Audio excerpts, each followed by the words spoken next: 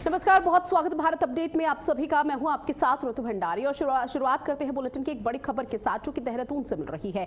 2027 के विधानसभा चुनाव को लेकर बीजेपी का मंथन लगातार जारी है। उत्तराखंड में विधानसभा चुनावों की तैयारियां तेज हो चुकी है। सभी 70 विधानसभा सीटों की समीक्षा होगी। विधायकों के प्रदर्शन का फीडबैक यहाँ पर लिया जाएगा। कमजोर सीटों पर बीजेपी का विशेष फोकस है। जनता के फीडबैक से अब चुनावी रणनीति को तैयार किया जाएगा। तो बड़ी खबर, जहां आगामी विधानसभा चुनाव के लिए बीजेपी विशेष तौर पर रीति नीति तैयार कर रही है। 70 विधानसभा सीटें देवभूमि में है और इन्हीं 70 विधानसभा सीटों को लेकर बीजेपी की पूरी तरह से कोशिश ये है, जहां पिछले चुनावों में जो यहां पर चूक हो गई थी वो नुकसान आगे आने वाले समय पर ना हो। विशेषकर 3 सीटें यहां पर ऐसी बताई जा रही है जिसको लेकर बीजेपी का सबसे ज्यादा फोकस है। हरिद्वार, टिहरी और पौड़ी, ये 3 वो विधानसभा सीटें हैं जहां पर पिछले विधानसभा चुनाव में बीजेपी को बहुत बड़ा नुकसान हुआ था। हालांकि जीत तो दर्ज करा ली थी, लेकिन बहुत ज्यादा नुकसान हुआ था। जीत का अंतर कांग्रेस और बीजेपी के सामने ज्यादा देखने को नहीं मिला था। लेकिन अब इस बार इन तीनों क्षेत्रों के तमाम जो सांसद हैं वो लगातार ये कहते हुए नजर आ रहे हैं कि इस बार हर हाल में बीजेपी जीतती हुई नजर आएगी और वापस से सत्ता में बीजेपी काबिज होगी पूर्ण बहुमत के साथ। लेकिन इन 3 सीटों को लेकर लगातार असमंजस की स्थिति बनी हुई है, जिसके बाद अब सीएम पुष्कर सिंह धामी ये कहते हुए नजर आ रहे हैं कि अब जनता से भी फीडबैक लिया जाएगा, उनके क्षेत्र के जनप्रतिनिधियों का। क्योंकि अमूमन तौर पर देखने को मिला कि जब किसी जिले के दौरे पर सीएम पुष्कर सिंह धामी रहते हैं तो उस दौरान आम जनमानस से भी बातचीत होती है और आम जनमानस से ये पूछते रहते हैं चाय पर चर्चा के दौरान कि उनके क्षेत्र में विकास क्या हो रहा है, वो क्या अपने जनप्रतिनिधियों से संतुष्ट हैं। लगातार सरकार की तरफ से इस तमाम योजनाएं संचालित की जा रही हैं, उसका लाभ पंक्ति में बैठे हर अंतिम व्यक्ति तक पहुंच रहा है या नहीं, इसका भी जिक्र सीएम पुष्कर सिंह धामी अमूमन तौर पर करते हुए नजर आए हैं। और ऐसे में माना जा रहा है कि इस बार सभी 70 विधानसभा सीटों की समीक्षा लगातार यहां पर की जा रही है। जो सबसे ज्यादा कमजोर सीटें हैं, सबसे ज्यादा फोकस फिलहाल पौड़ी, हरिद्वार, टिहरी पर है और यही सबसे ज्यादा कमजोर सीटें बताई जा रही हैं। इसको लेकर लगातार विशेष तौर पर रणनीति बनाई जा रही है। इन 3 क्षेत्रों में और विधानसभा क्षेत्रों में अब बीजेपी के तमाम दिग्गज पहुंचेंगे, लोगों से संवाद भी करेंगे। कमजोर सीटों पर बीजेपी का विशेष फोकस है। की बैठकें निर्धारित थी, अभी 2 लोकसभा हमारी उनकी बैठकें संपन्न हो चुकी हैं। टिहरी लोकसभा, गढ़वाल लोकसभा, सभी विधायक उपस्थित थे।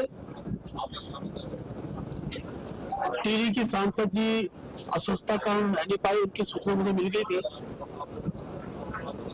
हर विधानसभा का राजनीतिक परिदृश्य क्या है उस पर चर्चा हुई। विधानसभा की जीत के लिए कार्यक्रम क्या क्या बनने चाहिए उस पर चर्चा हुई। विधायकों का प्रवास विधानसभा के हर क्षेत्र में हो, इसकी चर्चा हुई। सरकार से अभी हम कौन कौन से ऐसे कार्य करा सकते हैं जो विधानसभा क्षेत्र के अंदर राजनीतिक रूप से फायदा भी पहुंचा सकते हैं, क्षेत्र के विकास के लिए भी सार्थक सिद्ध होंगे, उन विषयों की चर्चा हुई। और युवाओं, महिलाओं, पूर्व सैनिकों के कार्यक्रम किस प्रकार से हो सकते हैं और कब हो सकते हैं, इन सब विषयों की चर्चा हुई है। कल कौन से कार्यक्रम कब होंगे इसके अलग से प्रयास करके हम सारे कार्यक्रम आपको बताएंगे।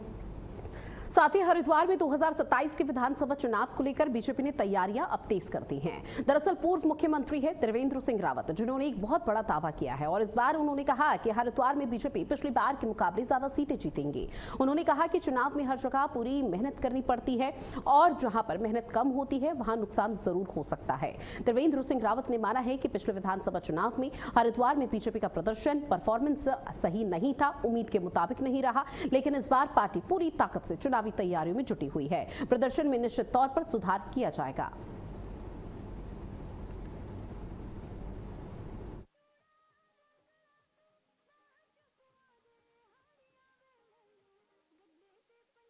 जहाँ मेहनत में कमी होती है तो कहते हैं कि सावधानी हटी दुर्घटना घटी, और से मेहनत करते हैं, मेहनत करेंगे।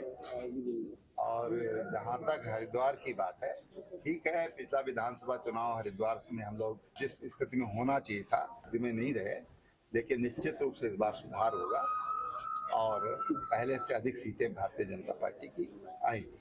देखो भाई, मेहनत तो सब जगह करनी पड़ती है और जहाँ मेहनत में कमी होती है तो कहते हैं कि सावधानी हटी। साथ ही उत्तराखंड में बीजेपी का कुनबा लगातार बढ़ता हुआ नजर आ रहा है। अब मेयर आरती भंडारी के पति भगवत भंडारी के साथ 8 निर्दलीय और 2 कांग्रेस के पार्षद बीजेपी में शामिल हो गए। दरअसल कैबिनेट मंत्री धन सिंह रावत ने सभी का पार्टी में स्वागत किया है। उन्होंने कहा कि कांग्रेस समेत अलग अलग दलों के लोग लगातार बीजेपी से जुड़ रहे हैं। धन सिंह रावत ने दावा किया है कि मुख्यमंत्री पुष्कर सिंह धामी के नेतृत्व में सरकार के विकास कार्यों का असर साफ तौर पर दिखाई दे रहा है और इसी वजह से लोग बीजेपी से जुड़ रहे हैं।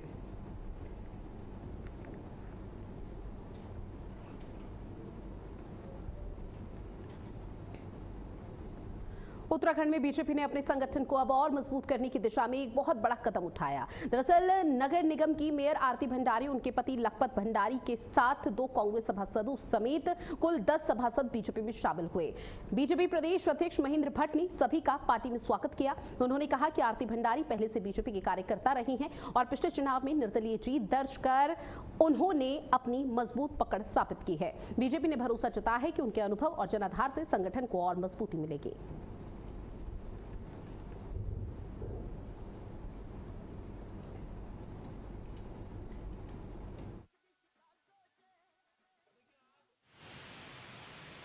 नगर निगम की महापौर आरती भंडारी जी हमारे पुराने कार्यकर्ता रहे और बीच में उनका निष्कासन हुआ था लखपत भंडारी जी।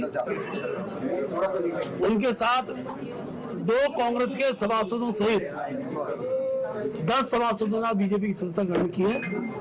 मैंने उनका परिवार में स्वागत किया है। सर्वसम्मति के साथ उनकी संस्था हुई है। कार्यक्रम में डॉक्टर धन सिंह रावत जी उपस्थित हुए। साथ ही देहरादून में सड़क सुरक्षा को लेकर मुख्य सचिव आनंद वर्धन की अध्यक्षता में अनुश्रवण समिति की बैठक हुई। बैठक में सड़क हादसों पर रोक लगाने के लिए ब्लैक स्पॉट सुधारने और रोड सेफ्टी ऑडिट को प्राथमिकता देने के निर्देश दिए गए। मुख्य सचिव आनंद वर्धन ने दोपहिया वाहन चालकों के लिए हेलमेट अनिवार्य रूप से लागू कराने और यातायात नियम तोड़ने वालों पर सख्त कार्रवाई के निर्देश दिए हैं। साथ ही सड़क सुरक्षा को लेकर जागरूकता अभियान और स्कूलों में सड़क सुरक्षा क्लबों को सक्रिय करने पर भी विशेष फोकस किया गया।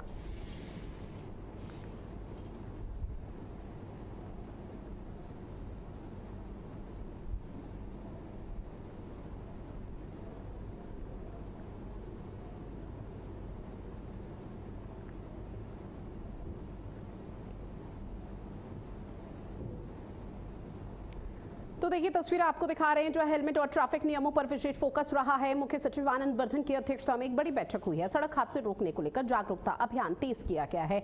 लोगों तक भी जागरूकता कैसे पहुंचानी है, इस बात को लेकर डिस्कशन किया गया। विचार विमर्श का सिलसिला देखने को मिला है। साथ ही हल्द्वानी में आईजी कुमाऊं निवेदिता कुकरेती ने मंडल के सभी एसएसपी और एसपी के साथ अपराध समीक्षा बैठक की। इस दौरान बैठक में अपराध पर लगाम लगाने और कानून व्यवस्था मजबूत करने के निर्देश दिए गए। आपको बता दें कि आईजी ने 1 साल से पुरानी सभी विवेचनाओं को जल्द पूरा करने और महिला अपराधों में तेजी से कार्रवाई के निर्देश दिए हैं। साइबर अपराध में रिकवरी पर खास ध्यान देने और पुरानी चोरी की घटनाओं का जल्द खुलासा करने की बात कही है। साथ ही नशे के खिलाफ अभियान तेज करने के निर्देश भी दिए गए। आईजी ने बताया कि एनडीपीएस के तहत अब तक 382 मुकदमे दर्ज कर 519 तस्करों पर कार्रवाई की गई है।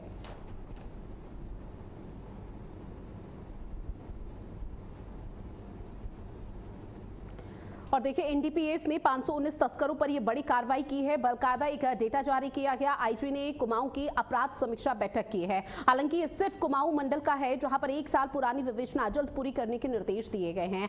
साइबर और महिला अपराध पर कार्रवाई तेज होगी, इस बात को लेकर भी आश्वस्त कुमाऊं वासियों को किया गया है। और बकायदा ये बताया गया अभी तक 519 तस्करों पर कार्रवाई की गई है, जिसमें कई की गिरफ्तारी हो चुकी है और वो लोग जेल के सलाखों के पीछे हैं। साथ ही आश्वस्त किया है कि आगे आने वाले समय पर भी इस तरह से कार्रवाई का सिलसिला ऐसे ही जारी रहेगा। किसी भी तरह की कोताही यहां पर बरती नहीं जाएगी, क्योंकि देवभूमि में चाहे वो यहां पर कुमाऊं मंडल हो या गढ़वाल मंडल हो, दोनों जगह कानून व्यवस्था लॉ एंड ऑर्डर को मजबूती से पेश किया जा रहा है। और उसी को लेकर एक डेटा, एक रिपोर्ट पेश किया है आईजी की तरफ से।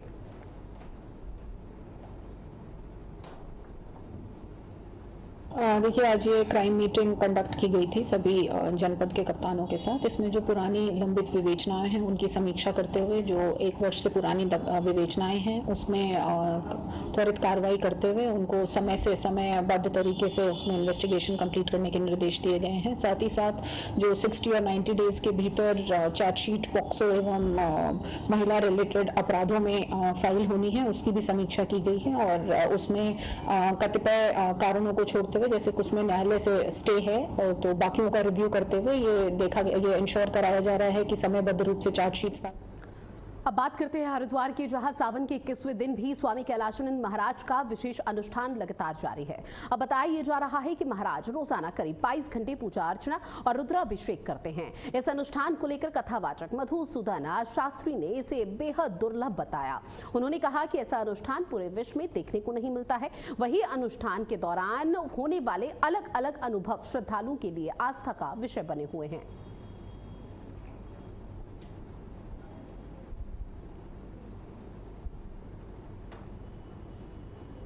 पूज्यपाद महाराज श्री का जो अनुष्ठान चलता है वो बहुत दुर्लभ अनुष्ठान है। श्रावण मास का सबसे दुर्लभ पूरे विश्व में कोई अनुष्ठान है तो वो महाराज जी करते हैं और महाराज जी एक महापुरुष हैं। पूज्यपाद महाराज श्री का हमने अनुभव किया। वहीं टिहरी में NH7 बद्रीनाथ केदारनाथ राष्ट्रीय राजमार्ग पर मलबा आने से रास्ता पूरी तरह से बाधित हो गया। आपको बताते चले कि भल्ले गांव के पास मलबा आने से देवप्रयाग और कीर्तिनगर के बीच यातायात प्रभावित हुआ। मार्ग बंद होने की सूचना मिलते ही पुलिस ने संबंधित विभाग से संपर्क किया। अब हाईवे को यातायात के लिए खोलने का काम तेजी से चल रहा है। अधिकारियों के मुताबिक जल्द ही मार्ग को सुचारू रूप से शुरू कर दिया जाएगा।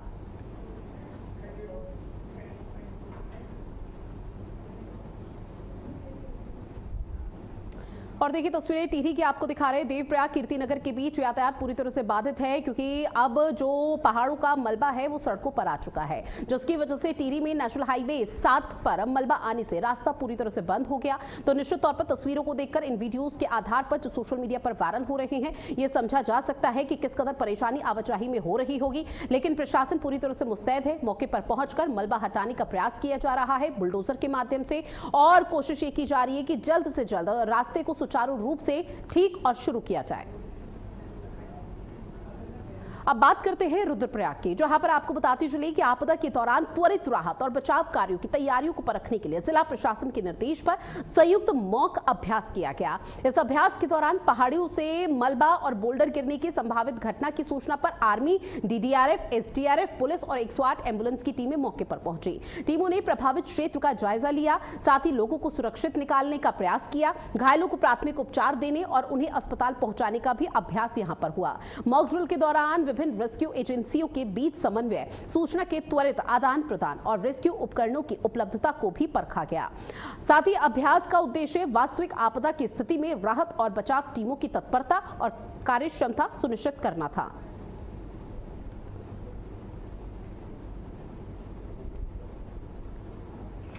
तो रुद्रप्रयाग की ये तस्वीर आपकी टीवी स्क्रीन पर साझा कर रहे हैं। आपदा से कैसे निपटा जा सकता है उसको लेकर मॉक ड्रिल किया गया, मेगा मॉक अभ्यास किया गया, जहां DDRF, SDRF और तमाम जो रेस्क्यू की टीम थी वो मौके पर पहुंची हुई थी। अभ्यास के दौरान ये समझने और समझाने का प्रयास किया गया कि कल को अगर बहुत बड़ी आपदा आ जाती है या लैंडस्लाइड जैसा मामला सामने आ जाता है तो कैसे न सिर्फ खुद को बचाना है बल्कि आम जनमानस को भी सुरक्षित स्थान पर पहुंचाना है। इसको लेकर ये प्रयास की तस्वीर आपकी टीवी स्क्रीन पर साझा कर रहे हैं। और यहाँ पर यह भी बताया गया आला अधिकारियों को कि अगर पहाड़ों से मलबा टूटकर सड़कों पर आ जाता है और कोई बड़ा हादसा यहां पर अगर नहीं होता है तो सबसे पहले प्राथमिकता ये होनी चाहिए कि आवाजाही को रुकवा दिया जाए और उसके बाद यहां पर लोगों को सुरक्षित स्थान पर पहुंचाने के बाद बुलडोजर के माध्यम से इस पूरे रास्ते को सही और सुचारू किया जाए। और उसी को लेकर लगातार अभ्यास की तस्वीर आपकी टीवी स्क्रीन पर कि अगर कोई इस तरह की वाली स्थिति में घायल हो जाता है तो उसको आनन फानन में अस्पताल कैसे पहुंचाना है, उसका रेस्क्यू कैसे करना है, उसको लेकर मेगा मॉक अभ्यास आज किया गया।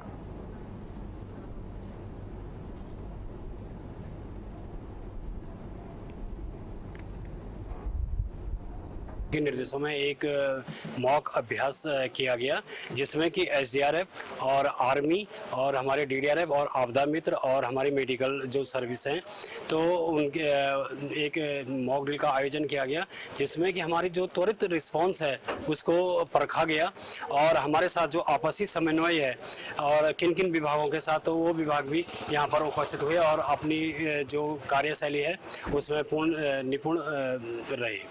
हमारे यहाँ पर तहसील स्तर से भी है और जिला स्तर से भी है। तहसील हमारी जो डीडीआरएफ है, एसडीआरएफ है और हमारे जो आर्मी कैंप है, जो आर्मी 8 सिखलाई है और उनके लोगों के द्वारा भी ये मॉक अभ्यास। वहीं चमोली के हाटसियासैंड में THADC की निर्माणाधीन टनल में हुए हादसे के बाद चला रेस्क्यू ऑपरेशन अब पूरा हो चुका है। दरअसल टनल में फंसे हुए सभी 22 श्रमिकों को बाहर निकाल लिया गया, जिसमें से 12 श्रमिकों को सुरक्षित रेस्क्यू किया गया, जबकि 10 श्रमिकों की मौत हो गई है। रेस्क्यू किए गए घायल श्रमिकों को इलाज के लिए अस्पताल पहुंचाया गया। जिला प्रशासन, SDRF, NDRF, ITBP, सेना समेत कई एजेंसियों ने मिलकर इस विशेष रेस्क्यू अभियान को सफल किया। अब सभी प्रभावित श्रमिकों को बाहर निकाल के लिए इसके साथ ही रेस्क्यू ऑपरेशन अब खत्म हो चुका है।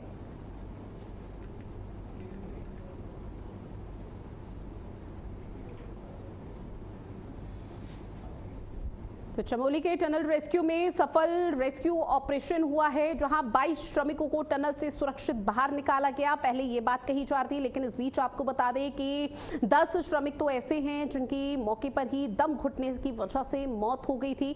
अब ऐसे में लंबे समय से लगातार यहां पर रेस्क्यू चलाया जा रहा था। एक आपदा के तौर पर बहुत बड़ा हादसा हुआ था, जिसमें 22 श्रमिकों के फंसने की सूचना मिली थी और परिजनों की तरफ से भी लगातार मांग की जा रही थी कि 2 से ज्यादा श्रमिक ऐसे हैं जिनका अभी पता नहीं चल पाया, अब उनको भी ढूंढ निकाला।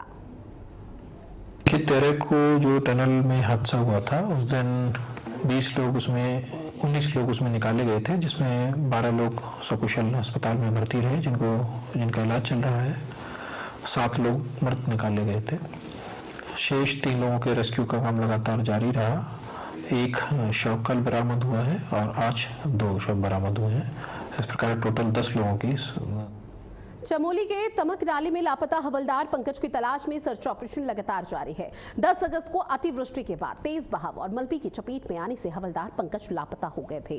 अब SDRF, NDRF, BRO, Garhwal rifles और पुलिस की टीमें मिलकर उनकी तलाश कर रही हैं। सर्च ऑपरेशन में ड्रोन और अत्याधुनिक GPR की मदद ली जा रही है। 3 एक्सकेवेटर और 50 से ज्यादा जवान मलबा हटाकर संभावित जगहों की जांच कर रहे हैं। साथ ही तमक नाले से आगे नदी के दोनों किनारों तक सर्च अभियान का दायरा बढ़ा दिया गया। साथ ही पौड़ी गढ़वाल में लगातार बारिश के चलते हादसों का सिलसिला थमने का नाम नहीं ले रहा है। लेंसडाउन के मेहर गांव में मकान के ऊपर मलबा आने से घर ढह गया। हादसे में दबे 3 लोगों में से 2 वर्षीय बच्चों के शव बरामद कर लिए गए, जबकि 2 की तलाश लगातार जारी है। पुलिस और SDRF की टीमें मौके पर रेस्क्यू अभियान चला रही हैं। वहीं सतपुली के बैर गांव में किचन की छत गिरने से 60 वर्षीय बुजुर्ग महिला घायल हो गई। उन्हें अस्पताल में भर्ती कराया गया और उनकी हालत अब खतरे से बाहर बताई जा रही है।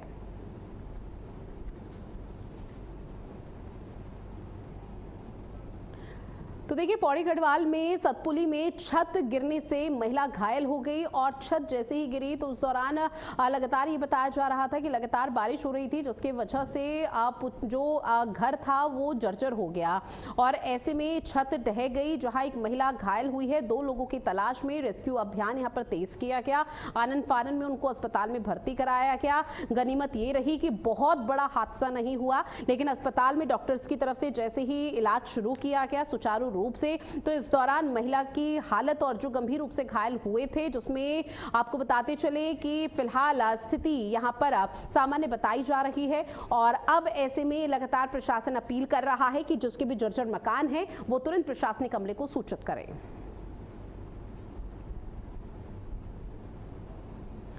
पिथौरागढ़ के धारचूला में भारी बारिश और भूस्खलन के चलते कुलागाड़ के पास वैली ब्रिज क्षतिग्रस्त होकर टूट पड़ा। पहाड़ी से मलबा और बड़े बोल्डर गिरने के बाद पुल टूटने से रास्ता पूरी तरह से बंद हो गया। इससे दारमा व्यास और 14 घाटियों के साथ ही आपको बता दें धारचूला से संपर्क प्रभावित हुआ। रास्ता बंद होने से स्थानीय लोगों, सेना के जवान और गुंजी कुटी की ओर जा रहे श्रद्धालुओं को परेशानी हो रही है। साथ ही बीआरओ की ओर से बताया गया कि आज शाम तक डायवर्शन का काम पूरा कर लिया जाएगा।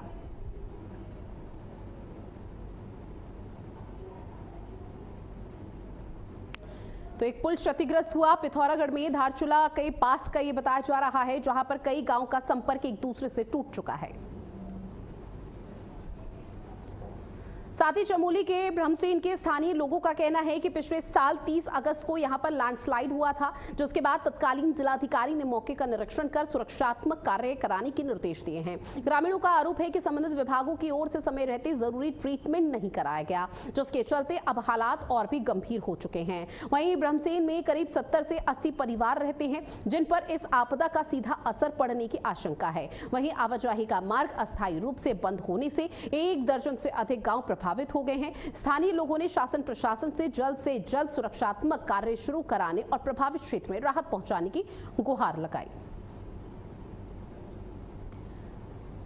तो उत्तराखंड के चमोली में लैंडस्लाइड का मामला अभी सामने आया था, जिसके बाद जो सड़क है, जो मार्ग है, वो अवरुद्ध हो गया था।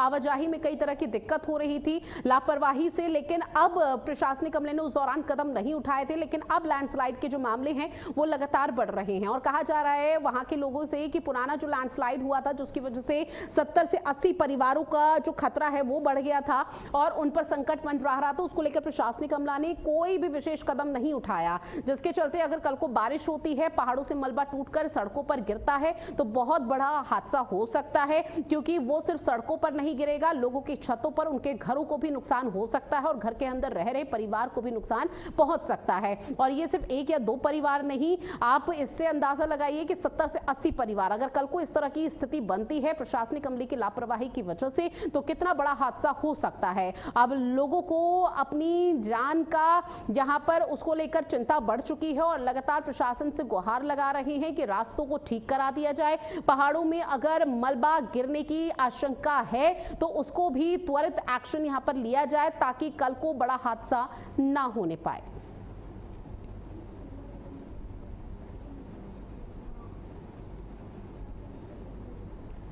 तो ब्रह्मसेन में लैंडस्लाइड का खतरा एक बार फिर से बढ़ चुका है, जहां पर लोगों की तरफ से फिलहाल कोशिश ये की जा रही है कि प्रशासनिक अमले से गुहार लगाई जाए और प्रशासन इस पूरे मामले पर उनकी बातों को सुने, क्योंकि अभी तक जो जानकारी सामने आई उसमें बताया जा रहा है कि ब्रह्मसेन में लैंडस्लाइड का जो खतरा है वो तेजी से बढ़ रहा है। उसके पीछे की वजह यह है कि पुराने मामले पर लैंडस्लाइड हुआ था और प्रशासन ने कोई कदम नहीं उठाया था, जिसके बाद इस तरह से 70 से 80 परिवारों की जान पर संकट बन चुका है।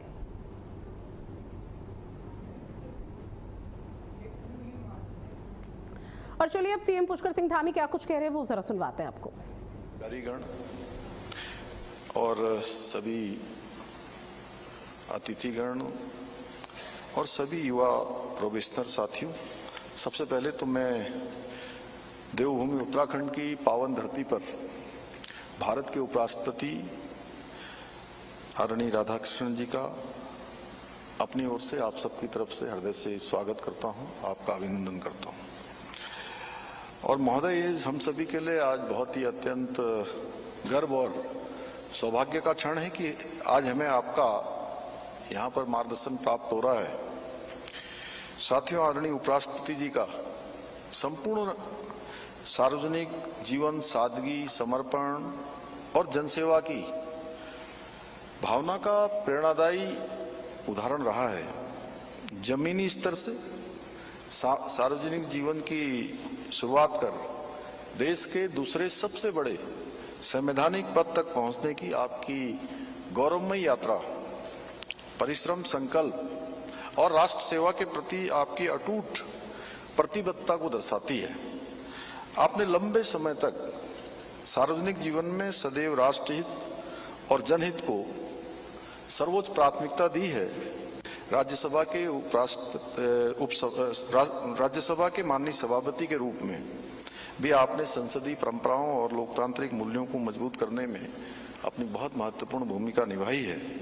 आज आपके तेजस्वी विचारों से, आपके मार्गदर्शन से हमारे युवा वन अधिकारी जिन्हें निसंदेह अभी विभिन्न विभिन्न क्षेत्रों में अपनी सेवाएं देनी हैं, बहुत सारे क्षेत्रों का